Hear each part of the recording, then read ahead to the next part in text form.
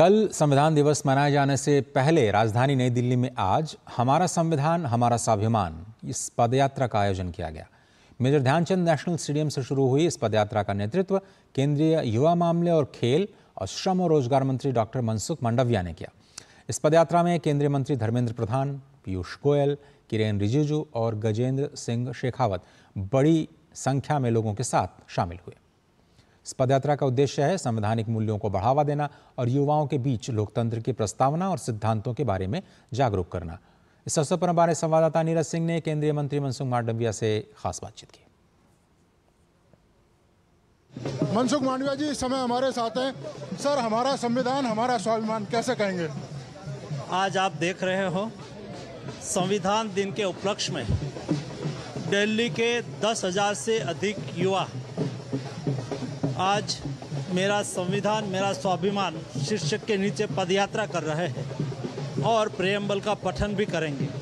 मैं मानता हूँ कि देश के युवा अपने कॉन्स्टिट्यूशन के बारे में जाने, समझे और उसके प्रति आस्था रखे, ये बहुत आवश्यक होता है। मैं युवाओं को हार्दिक बधाई देता हूँ कि इस महत्वपूर्ण ऐसी पदयात्रा करके अपना भाव व्यक्त कर रहे हैं। बड़ी संख्या में युवा भी शामिल हुए हैं और खास तौर से हमारे संविधान को बनाने में जिन महापुरुषों का योगदान है उनके प्रति भी एक तरीके से सम्मान प्रकट किया जा रहा है। स्वाभाविक है, आपने देखा होगा इस पदयात्रा में डॉक्टर बाबा साहब आम्बेडकर के वेशभूषा में, महात्मा गांधी जी के वेशभूषा में, सरदार वल्लभ भाई पटेल के वेशभूषा में, अलग अलग वेशभूषा में हमारे युवा पदयात्रा कर रहा है। वो बताता है कि उसकी आस्था, श्रद्धा हमारे देश के बंधारण के घड़वैया के प्रति है।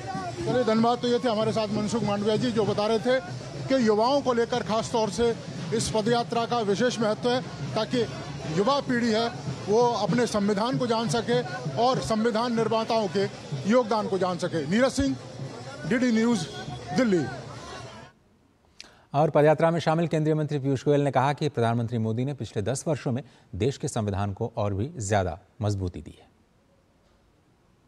संविधान शुरुआत ही करता है we the people of India. ये सबको सम्मिलित करता है, पूरे देश को जोड़ता है।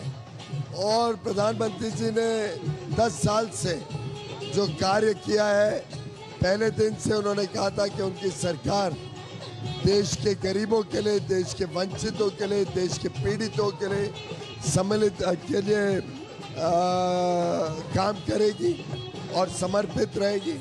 और मैं समझता हूँ वही संविधान का संदेश है जो माननीय प्रधानमंत्री जी ने 10 वर्ष तक संविधान को भी और मजबूत किया। और इस अवसर पर केंद्रीय मंत्री धर्मेंद्र प्रधान ने कहा कि न सिर्फ युवा, देश के सभी नागरिक संविधान से जुड़े। ये अपने आप में एक उपलब्धि है कि पूरा देश संविधान दिवस को लेकर के उत्साहित है। देश की सभी नागरिकों को संविधान के प्रति समर्पित होनी चाहिए, प्रतिबद्धता रखनी चाहिए, श्रद्धा रखनी चाहिए, सम्मान करनी चाहिए। निश्चित रूप में युवा पीढ़ी उसमें से ज्यादा जुड़े क्योंकि उनको मालूम नहीं है देश की आज़ादी की लड़ाई कैसे हुई थी, देश की संविधान सभा में क्या चर्चा हुई थी। आज जिन लोगों के हाथ में हमारी व्यवस्था की दायित्व है, हमारी कर्तव्य बनता है नई पीढ़ी को उसके साथ जुड़े। जो आज आप भव्यता देख रहे हो, ये तो एक झांकी है। देश भर आज संविधान दिवस मना रहा है, यही हमारी उपलब्धि है।